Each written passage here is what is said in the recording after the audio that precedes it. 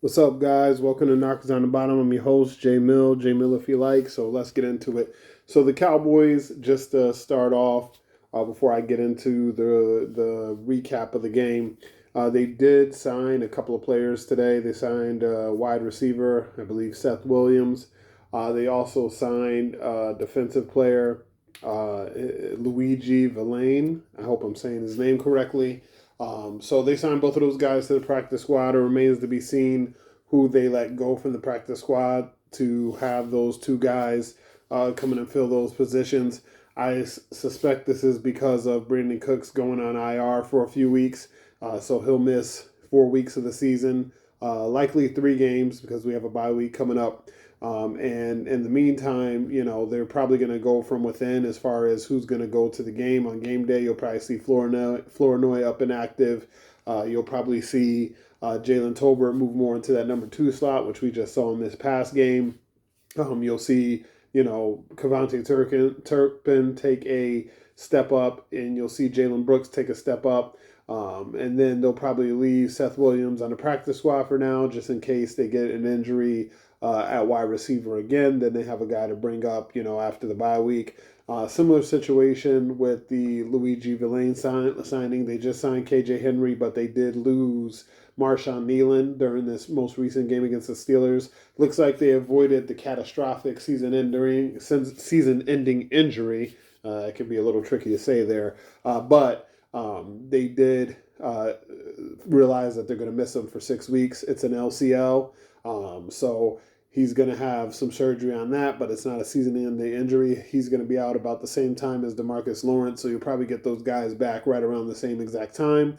And then you'll get Micah Parsons back after the bye week for the 49ers. Now, the Cowboys did say he has a chance to play here against the Detroit Lions, but I wouldn't be expecting it. I expect Micah to be back after the bye week. So now looking into some of the rewatch of the game. I didn't get to rewatch it in full, still working on that NFL Plus, but I did get to rewatch some portions of the game. So a couple of things stood out to me on second watch. Besides Rico Dowdle having a really good game as far as all-purpose yards, he rushed the ball well. He had a nice grab in the end zone from Dak Prescott. One of the things that stood out to me about Rico Dowdle rushing the ball well was how well the tight ends blocked. There were several times on a lot of his really good runs that Luke Schoonmaker was getting out there and staying engaged with his man. Jake Ferguson was getting out there staying engaged with his man. And that's a lot of things we weren't seeing early in the season in the running game. We were kind of seeing the tight ends, kind of not really securing their blocks. And so it would look like, hey, Rico Dowda has the whole play blocked up, or Zeke has the whole play blocked up, or take your pick of the running backs. They have the play blocked up, and then all of a sudden, one guy comes off, makes the tackle. It was looking like, most of the guys were doing their job, and then one or two guys wouldn't do their job. What I did notice this game is a lot of times those tight ends were doing their job. There was no way that Rico Dowdle would have had some of those big runs. One in particular that he had up the right side. So the offense is right side, the defense is left side. There was a nice block by Jake Ferguson, and then there was a beautiful block by Tyler Guyton and Cooper Beebe. Cooper Beebe secured his man. Guyton got a brush on the first guy and then kind of went up to the second level. Rico Dowdle cut right in between, right behind the center, Cooper Beebe, and then bounced it out to the right side for like a nice 11, 12-yard gain. It was a great play, and that was a microcosm of what the tight ends were doing for the entire night. And also, speaking of blocking, man, shout out to CeeDee Lamb.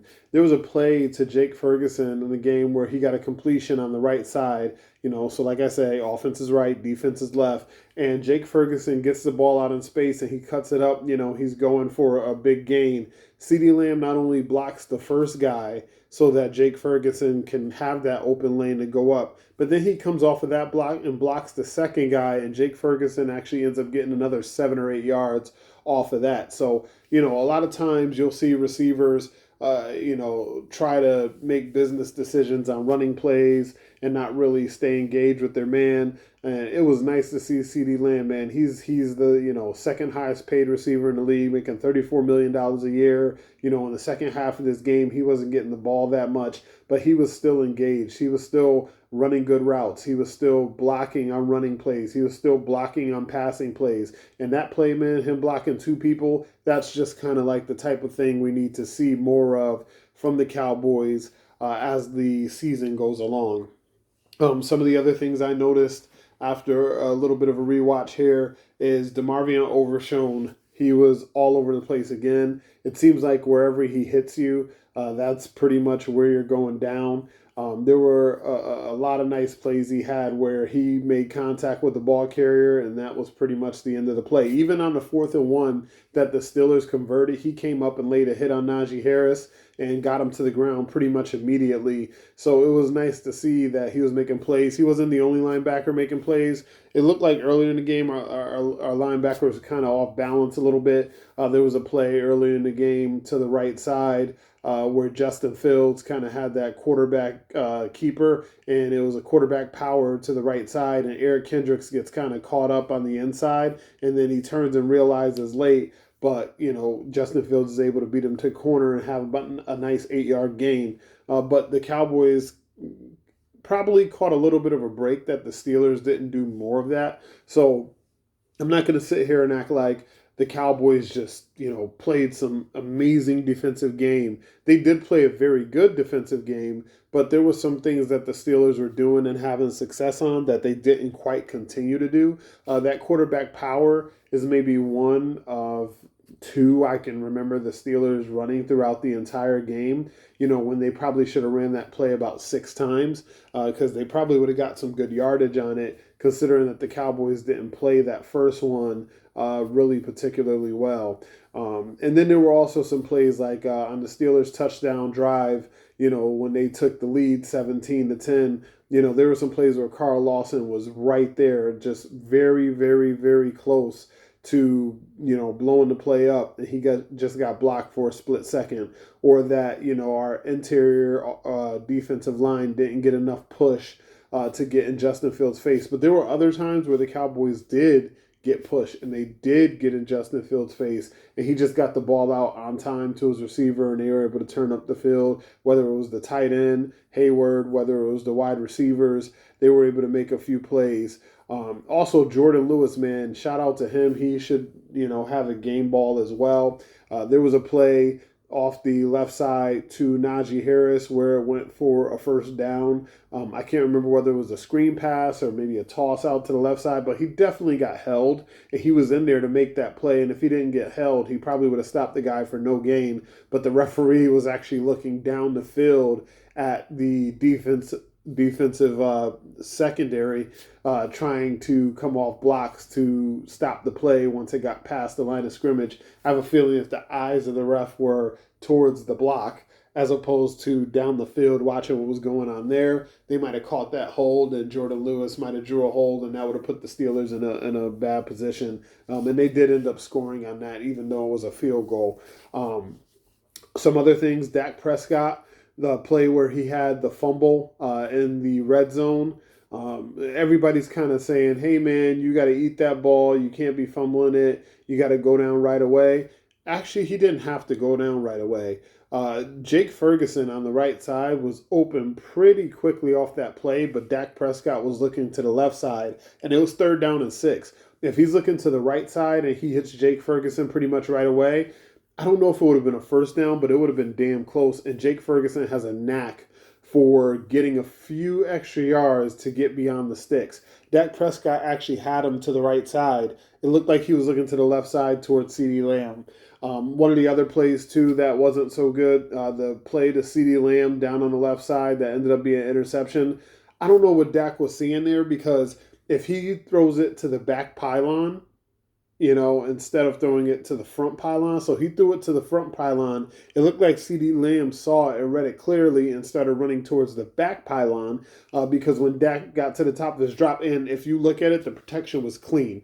The offensive line blocked it up so well. And Dak let it go. but for some reason he threw it towards the front pylon, and that's where you had two Steelers defenders. If you throw it towards the back pylon, you have maybe one Steeler defender who can get to CeeDee Lamb, and so you have CeeDee Lamb in a one-on-one situation with a jump ball towards the back pylon, where it's either going to be probably complete to CeeDee Lamb or it's going to be incomplete, out of bounds, no harm, no foul, and you come away with some points on that play. Now, that play didn't come back to hurt us per se, because the Cowboys ended up winning the game, and the Steelers didn't score on the ensuing drive because they had the ball, very backed up, and they ran a couple of running plays, and then the clock ran out, and it was halftime.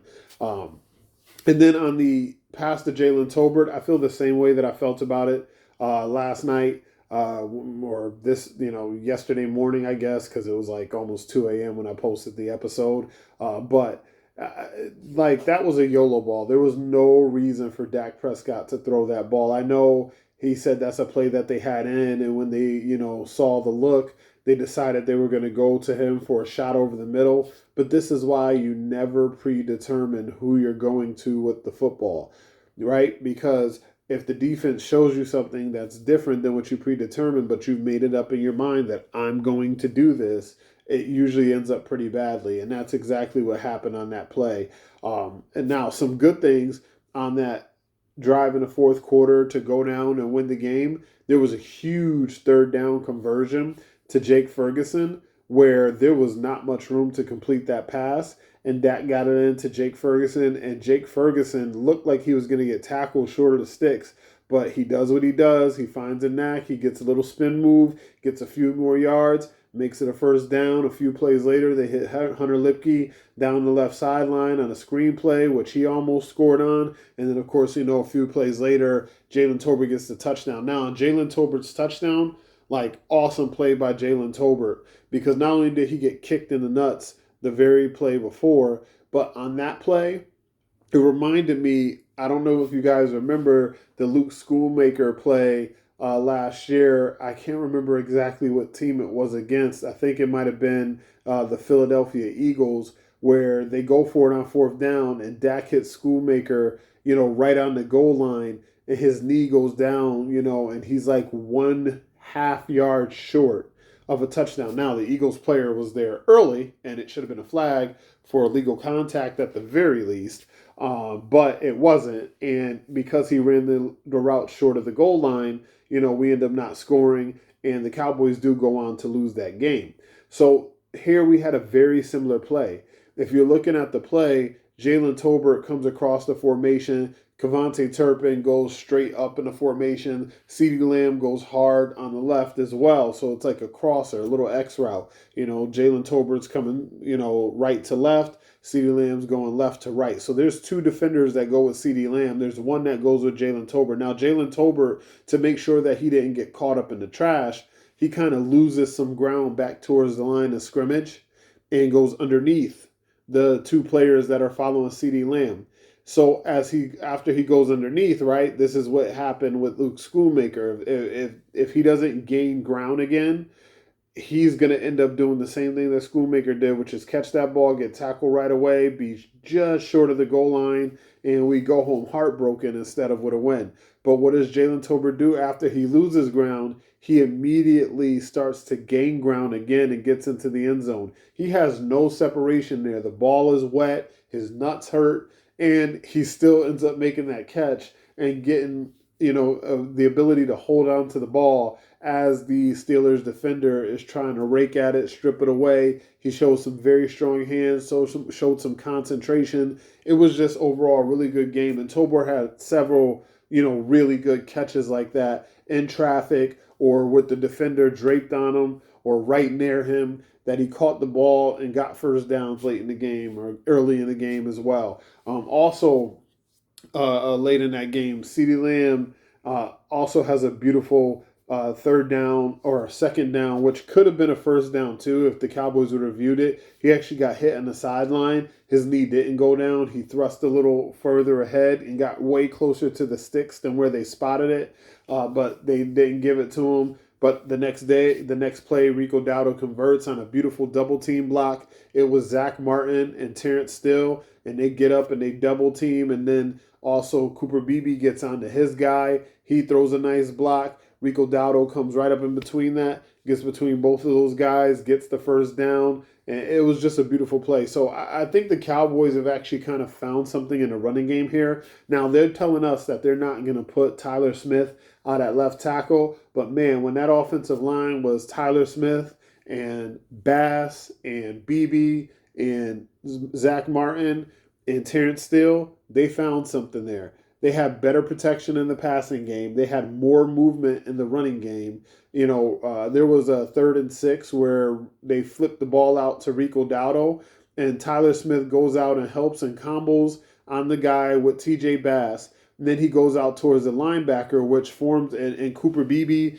and Jake Ferguson on the front side of the play form a wall. So you got your tackle and your guard walling off that way, and you got your center and your tight end walling off the opposite way. What happens? Rico Dowdle goes right up that alley, and then he makes a guy miss in the hole, and he cuts it back inside. And man, if he could have just kept his balance off of that one more guy, he might have been able to take it to the house. So they found something there with some of that blocking. They found some power there. So I know that they want to put Guyton back there, and I don't know if I'm necessarily against that because he is a young guy, and the only way that he's going to continue to develop is by getting snaps. So sitting him on the sideline isn't going to help him get better at all. So I totally understand that. However, I don't know, man. Part of me is conflicted and says Tyler Smith is a freaking hell of a left tackle and a hell of a left guard. I guess he's just a hell of a lineman, period, because I believe if he played any of the 5 offensive positions, including center, he'd be very, very good at it. So the Cowboys do have the ultimate chip in their back pocket. I hope that guy's here for years to come because he's definitely something that we need more of around here. If we had 5 Tyler Smiths on the offensive line, we'd be wrecking shop. So thank you guys for tuning in. That's all I got for you on my second breakdown. I'll be on again tomorrow. Tomorrow will be more starting to dig into the Detroit Lions. We'll probably take a look at the Detroit Lions offense against the Cowboys defense. And boy, I'm not looking forward to that matchup because the Lions present so many problems.